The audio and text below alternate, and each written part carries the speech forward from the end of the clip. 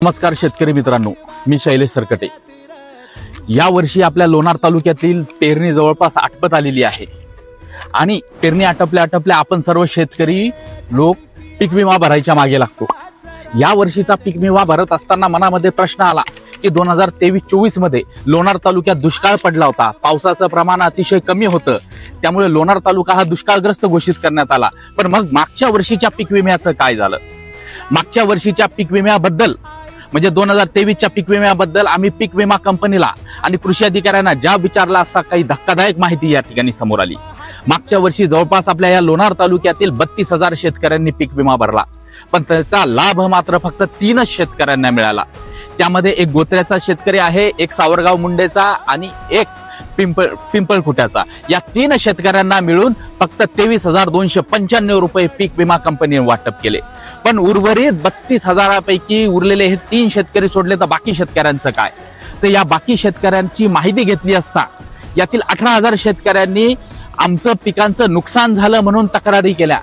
पण या हरामखोर पीक विमा कंपनीने या 18,000 शेतकऱ्यांनी तक्रारी केलेल्या असताना त्यातल्या फक्त 4,000 शेतकऱ्यांच्या तक्रारी या ग्राह्य धरल्या आणि उर्वरित सर्व शेतकऱ्यांच्या तक्रारी या रिजेक्ट केल्या। पण मग ज्या 4,000 शेतकऱ्यांच्या तक्रारी ग्राह्य केल्या, अहो त्या 4,000 शेतकऱ्यांना तरी नुकसान भरपाई द्यायची ना। पण या हरामखोर पीक विमा कंपनीने त्यांना कुठलीही मदत या ठिकाणी दिलेली नाही। आज जर आपण पाहिलं तर या 4,000 शेतकऱ्यांचे जवळपास 2.5 कोटी रुपये हे पीक विमा कंपनीकडे थकीत आहे। आणि जर पाहिलं तर मागच्या वर्षी दुष्काळ झाल्यामुळे आपल्या लोणार तालुक्यातील सरासरी उत्पन्न हे कमी झालं, म्हणून मग महसुली मंडळाने म्हणजे त्यात महसूलचे अधिकारी असेल, पंचायत समितीचे असेल आणि कृषी विभागाचे अधिकारी असेल यांनी पीक विमा कंपनीला अहवाल सादर केला की आमच्या लोणार तालुक्यातील शेतकऱ्यांचं सरासरी उत्पन्न हे खूपच कमी झालेलं आहे, तर त्यांना कुठेतरी लाभ द्यावा। आपल्या अधिकाऱ्यांनी त्या ठिकाणी पाठपुरावा केला म्हणून परत एकदा 7,000 शेतकरी लोक जवळपास या पीक विमा कंपनीने अधिकचे त्यामध्ये ऍड केले। आता जर वस्तुस्थिती पाहिली तर आपल्या लोणार तालुक्यातील जवळपास 11,500 शेतकऱ्यांना पीक विमा कंपनीकडून 8.5 ते 9 कोटी रुपये येणे बाकी आहे।